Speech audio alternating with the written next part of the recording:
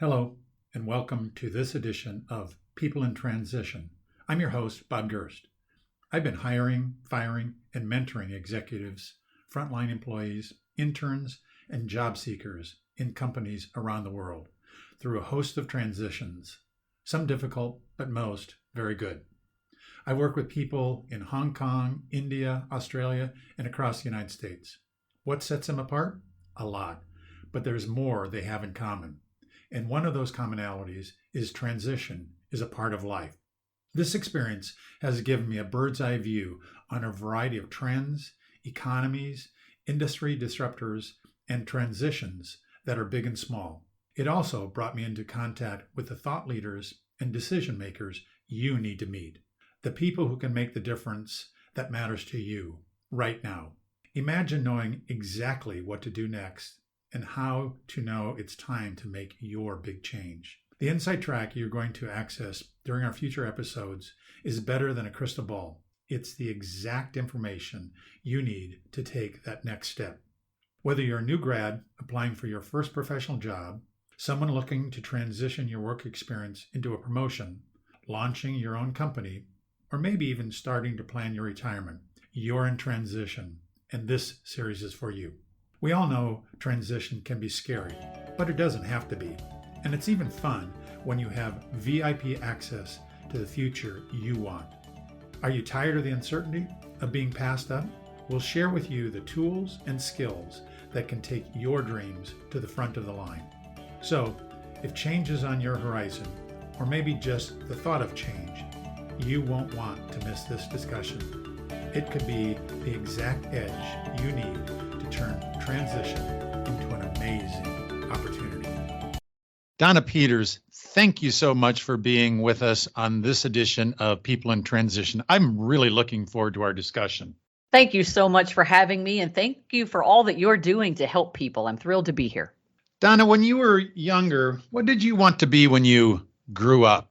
My answer's a little gruesome, but I wanted to be a forensic pathologist, and I wanted to solve murder mysteries.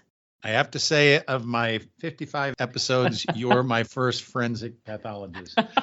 What were the transition moments that occurred to get you from that picture of yourself as that person to where you're at today? I ended up going to a liberal arts college, and I think that was the big moment when I started to learn other forms of creative expression and different types of problem solving that wasn't scientific. And I took a major pivot and ended up majoring in English literature and theater, which could not be more different from forensic pathology. I do still think that I solve problems every day, and I still try to find patterns in data.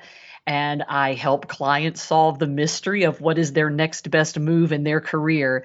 So I do still feel like I do mystery solving. I just do it in a much more human connected way. And I think when I went to that liberal arts program and just started to have more creativity of expression and human interaction, I decided I wanted to deal with living people and not do forensic pathology. Donna, we've talked before about the themes that you see in the job market today. Can you give your perspective on that, please? Yes. So I have been a full-time career coach throughout the entire pandemic period, and it has been an incredible privilege and an extremely eye-opening to watch how the decisions we're making about the role work plays in our lives are evolving significantly. And the main theme that I've seen in this very, very recent period of anyone in a transition, whether it's proactive or whether it's a forced transition, is number one, the mindset that you're running to something, not from something. I think we tend to get a little too wrapped around the axle of maybe the negativity that is pushing us to look for something different, pushing us to look for the next best move. And that orientation of a positive mindset of running to something, not from something, is so, so important in differentiating and in spinning these stories about the value that you add in a hungry, positive way. That's the first trend. And then the second trend that I'm really seeing is the power of our networks and this enormous realization that people want to help people. And think about all the times when you got the phone call because somebody needed help from you, and how proud you felt, flattered you felt that they called you for advice. And for us all to remember that there are people in our lives who are standing in line to help us. And that whole trend of people want to help people has never been more alive than through this pandemic period in our career transition phases. Donna, you used the line that in your transition that you should not be running from something, but rather running to something. Yeah. Can you explain that? What does that mean, and how does that play out in our behaviors? Yeah, there are all these kinds of reasons that we have an itch to scratch. And that itch is that we might feel stuck where we currently are. We might know we want more and we can't quite get it where we are. Some people might be at a crossroads where they have multiple offers and they're not quite sure which one to take. The mindset of running to something is thinking about that future employer, or maybe you're wanting to go into business for yourself and you're speaking to a loan officer at a bank. It's putting yourself in the shoes of the other person who is helping you identify that next best position, and doing that from a position of hunger and excitement about the value that you will bring to the new thing, rather than the mindset of, well, I want to leave that organization because I really couldn't make it to the next level of promotion. I had gotten stymied. There really wasn't a next step for me, or I felt bored. It's such a negative way to be looking for your next best move when your mind is back on the thing you don't want to keep. And so I work a lot with my clients to put the energy on the thing that you want to attract. And I call it signaling, and making sure that you are signaling in the stories that you tell, the words that you use, the way your resume reads, and the way you look on LinkedIn and social media. That mindset of that you're running to something and that you're attracting that next best thing for yourself is just so critically important. And I spend a lot of time with clients on that, because I think we tend to get a little too, in our storytelling in particularly, when we talk about the examples of the work that we've done in the past, or why we want to move, or why we're forced to move right now, the negative stories don't get us where we need to be. We need to work through them. And I think that that's sometimes why it's so important to do work with friends, colleagues, or professionals. We need to do the work to move through the negativity. But once you're out there in that job market, have the positive mindset that you're running to something, not from something. You talked about networking. Why is networking important to the job seeker? I believe that no one gets their desired job by submitting a resume into a black hole on the internet. So we do need to be looking for job postings that are on websites, that are generic postings on LinkedIn. But the real magic happens in the workplace when we have warm introductions, when we have warm relationships helping us understand what that job might be because we have a friend who's already done it. So even if you are interviewing in an area where you don't know anyone and there's no one who can make a personal connection, you probably have someone in your network who has done similar types of work, maybe at another company, maybe in a different industry, that you can call and ask questions so that that new position doesn't feel quite so mysterious. You can almost think about it like a research project. If I've never ever worked in a financial institution like a bank and I'm interviewing for a bank job, is there anyone in my network who has been at a bank before?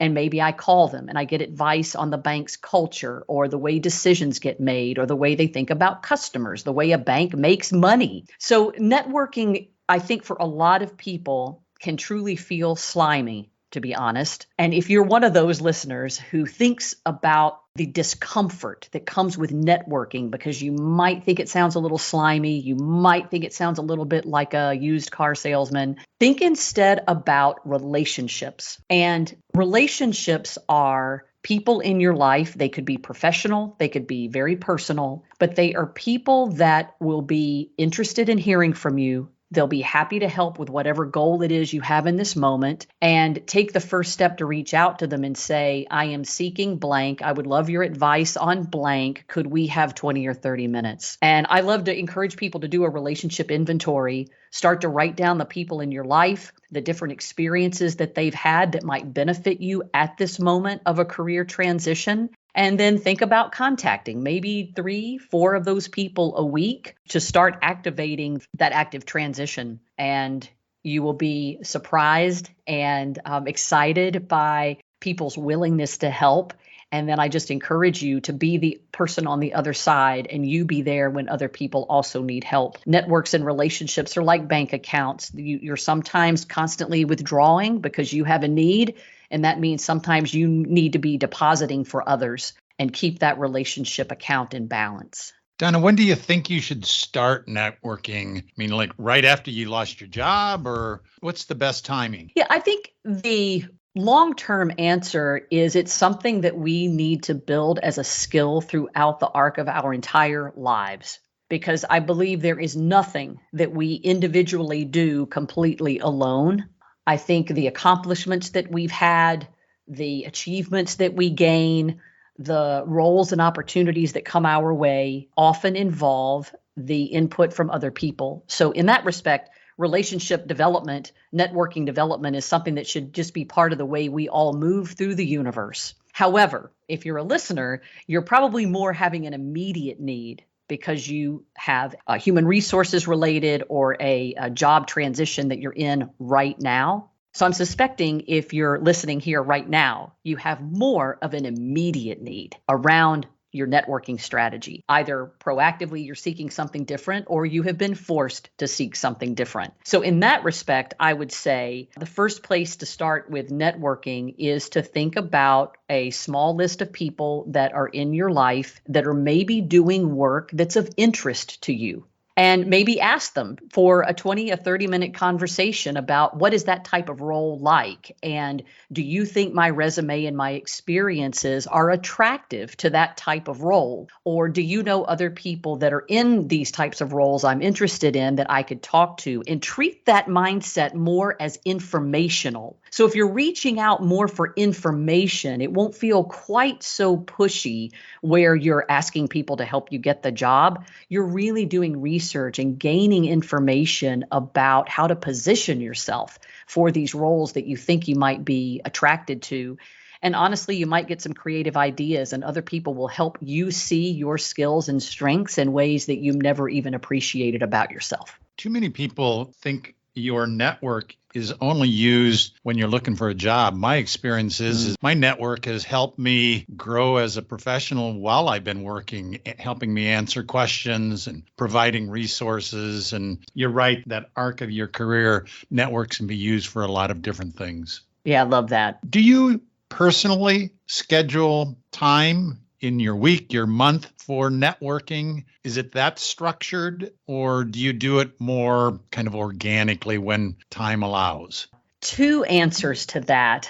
I think one is more spontaneous for me, and the other one is more structured. My spontaneous networking trick that I just apply to myself that maybe listeners will find interesting or spark their own idea, I call it think you, tell you. And the spirit is that whenever I think of someone, I might read an article that reminded me of a conversation. I might see a photograph that reminds me of a friend. I might hear a news story that I know someone would find interesting based on a prior conversation. If I think of someone because of something that's happened in my day, I make a point to tell them. I will forward the article. I will send the picture. I will tell them that this made me think of you. And I do that a little bit more spontaneous. Sometimes it's with family members, sometimes it's with friends, and sometimes it's more professional. But that's the more spontaneous networking.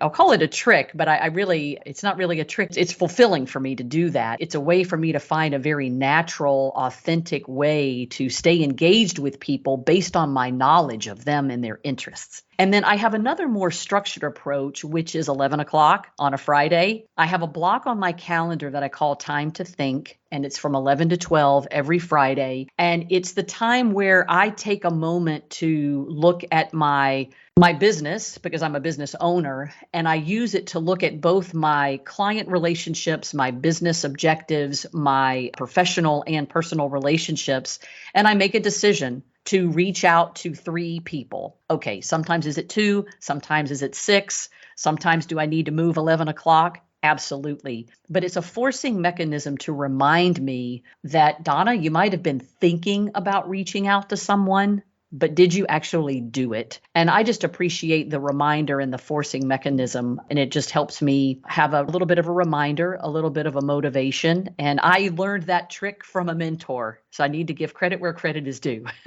I've learned that trick from a mentor, and I have probably been practicing that now for over 10 years. Donna, if on average positions that are advertised for receive 200, 250 resumes for consideration, what does that suggest to someone who's looking for that next great opportunity? Well, again, think about putting yourself in the shoes of the recruiter and what is it like for them, a day in the life of their job, to try to fill this position when there are so many candidates coming forward. And I'm going to use the word lazy here, and I don't mean it to offend anyone, but I do mean it for a moment of self-reflection. I think sometimes when we are faced with career transitions and we can be a little aimless, or we're shooting at everything that's coming across, we can get a little lazy about our applications, especially in the electronic world, because it's so easy to submit something digitally. I take my resume, I attach it to that website, and poof, it goes off into the black hole. And so I just encourage us all to just decide, are you being a little lazy in the application process? Have you done the work to truly vet the words in the job description? And what are the words in the job description that you need to be signaling about the experience in your resume, and maybe in the stories that you tell in your introductory note? And really make sure you've done the work to tailor yourself to the need that a hiring lead has. So that would be my number one tip about a resume. And the second one would be, I often find we get a little too in the details when we write resumes. Yes, you want to show that you added value. Yes, you want to quantify where you can quantify, but do it in a way that somebody who does not know you at all and doesn't have the experience at that exact same company where you're coming from, make sure they can really read it, and that you've tailored the resume with the intention to be understanding the types of problems that you solve and cleaning out a lot of the buzz language or internal lingo.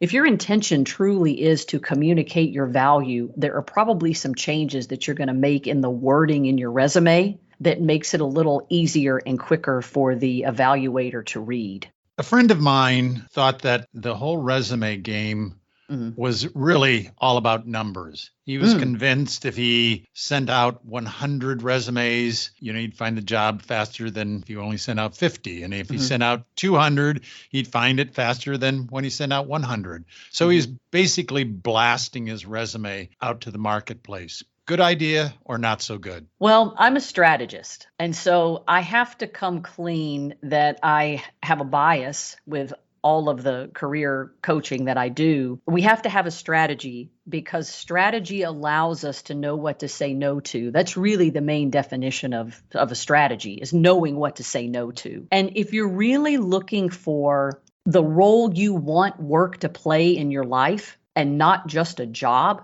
not just a paycheck, I really recommend you start first with a strategy of what is the type of role, the type of work you want to be doing that's just fundamental to who you are and the value that you want to be bringing, and what type of company you want to target if it's important to you that that company align to your personal core values. So if those things are important and it isn't just a job and it isn't just a paycheck, I think that will require you to not do the random blast of the numbers game of applications. Can that yield more opportunities? I bet it can. Just statistically, I bet it can. But are you just landing a job for the paycheck, or are you trying to find something that's a little bit more what I'd call career oriented versus job oriented? Start with your own personal strategy. Donna, there are certainly a number of different job search channels available for us to use. Like we've talked about job boards and ads and direct mail to the companies. All of them are those channels that we might use.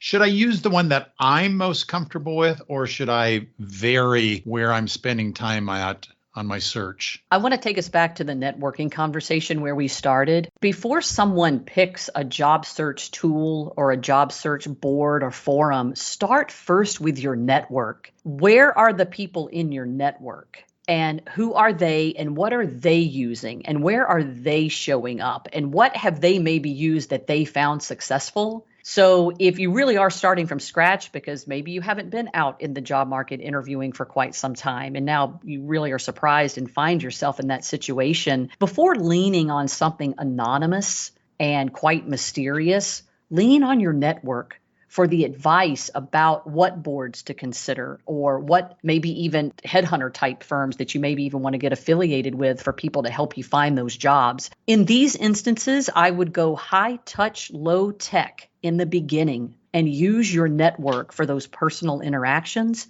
And then let that little bit of a research project help you then decide what type of technology tools or electronic, more anonymous boards you may want to be participating in.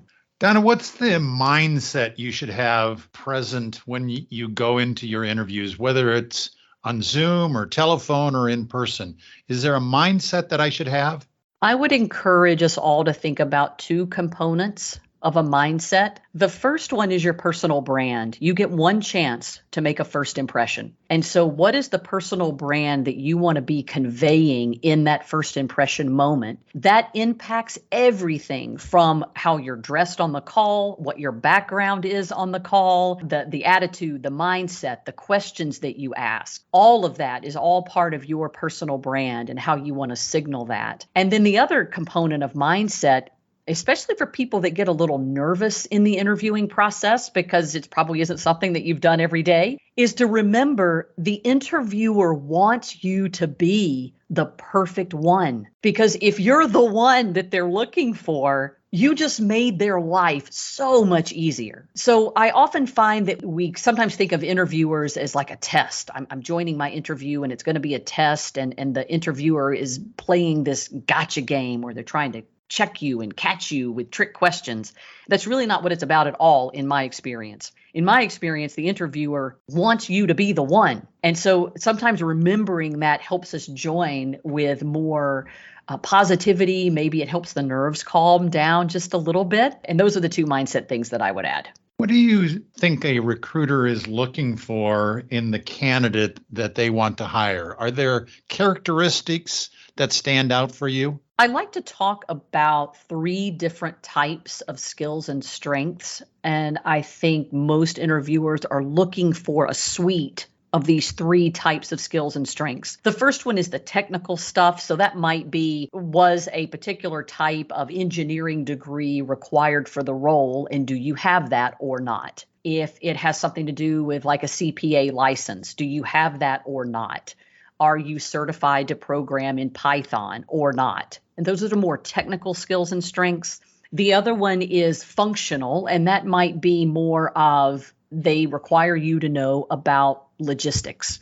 They might require you to know about financial closing of the books at month end, or they might need you to be a marketing and advertising experienced functional person. So that's the functional area. The third one that I find in interviews is more in the interpersonal space.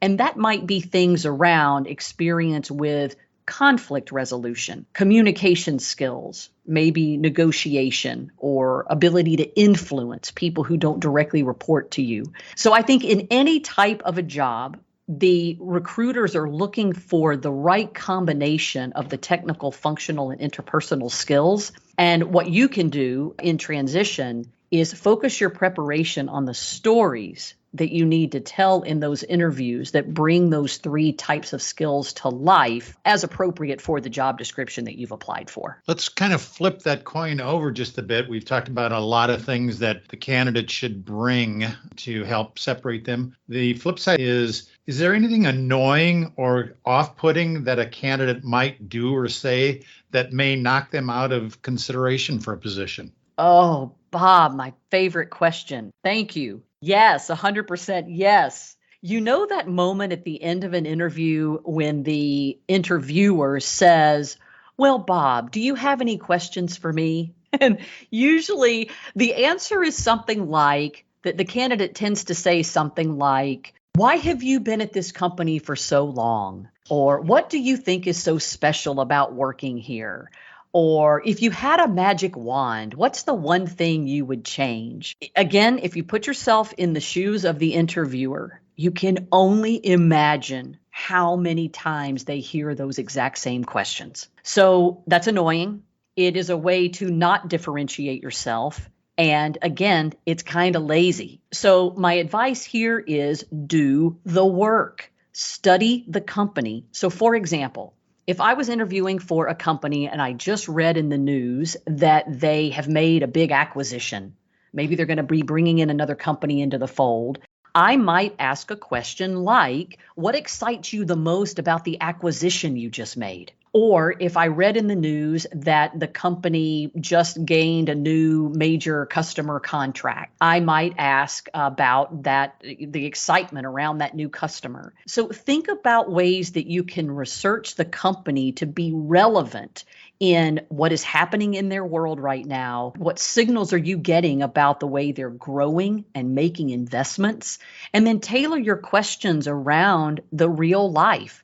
The questions you could only ask of that company in that moment, rather than the more bland questions that honestly you could have asked in any interview at any company without really doing any homework. Donna, do search firms or hiring managers use LinkedIn or other social media platforms in their search for candidates? Oh, LinkedIn. This is a really interesting topic in my world. I find that there are really 2 types of camps when it comes to LinkedIn.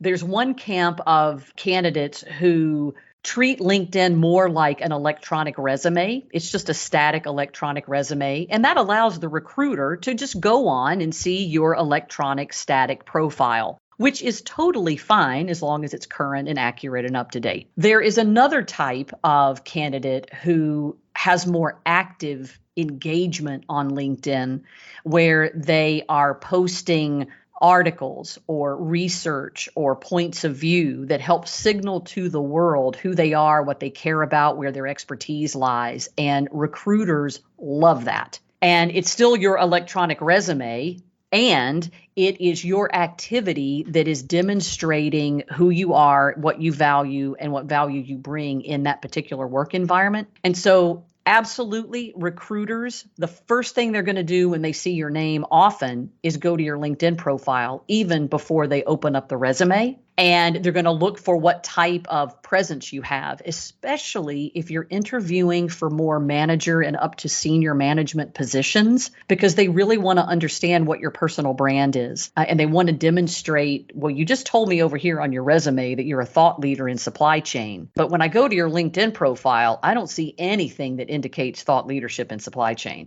So it is pivotal, monumental, any superlative word I can think of right now, that you embrace LinkedIn as a social media channel and that you be intentional about the personal brand that your LinkedIn profile is signaling to recruiters. And not just the recruiter and headhunter. When you start to go out there interviewing and maybe you're getting on the 3rd, 4th, 5th round, et cetera, any of those line employees who are going to be part of the interviewing process, the first thing they're going to do is look you up on LinkedIn, and they're going to see if they know anybody who knows you. It's just natural human instinct. So I highly encourage you to embrace LinkedIn, make sure it is accurate and it's signaling what you want to be attracting. And I'm not aware of any other social media platform that has the pull of LinkedIn. So I would start there and give it your full attention. and signal what you want to attract. Donna, how do you coach your clients on how they deal with the rejections that come with a job search? Rejection has life cycle stages. So there's that first rejection where you don't even get the phone call. You don't even get a screening interview. And then there's the rejection when you get the screening and then nothing else happens. And then you get the rejection where you've already gone through 4, 5, 6 interviews and you don't get the job. So I think those different phases of rejection have different reactions.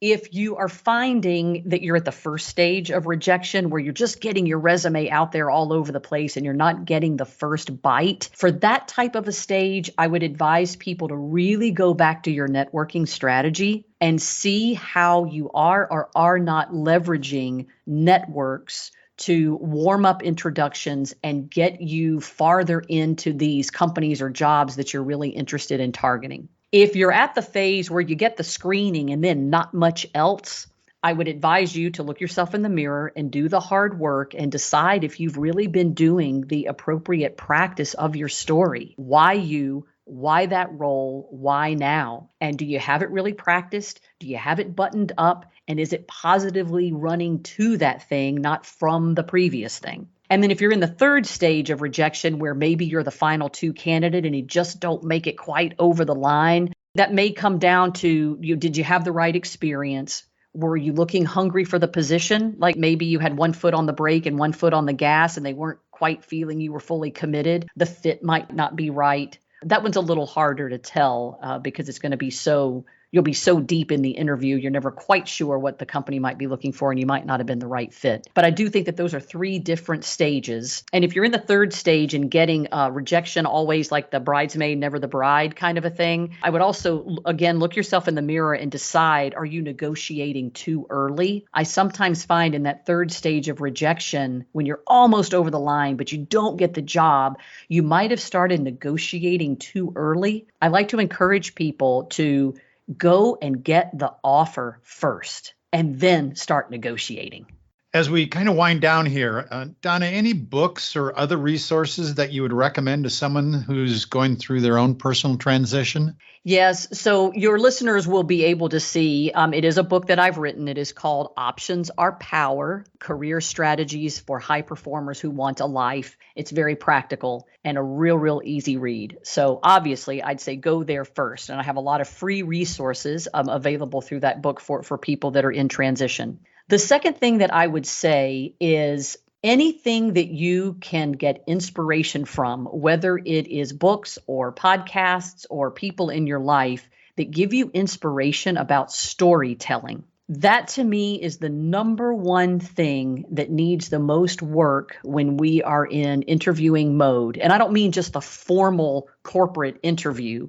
I even mean the informational discussions you may be having with your network, or maybe somebody at your church, or maybe the father of a kid's friend. Any of those conversations where you have an opportunity to say, here is who I am, here's what I'm looking for, and why I'm looking for it right now. That story needs to be clear and compelling. And if you haven't been practicing that, look for inspiration about how you want to tell your story as you're out there, again, signaling what you want to attract. So I don't care where you get the inspiration. Some people get them from books around storytelling. Some people get them from storytelling podcasts. Some people might think about the amazing stories that they heard from their grandparents. But think about you and your own storytelling. I find it is the most critical piece and the one that we spend the most time on in coaching. Donna, if our listeners only remember 3 things as they go through their own transition, what are those 3 things you want them to take away from today's discussion?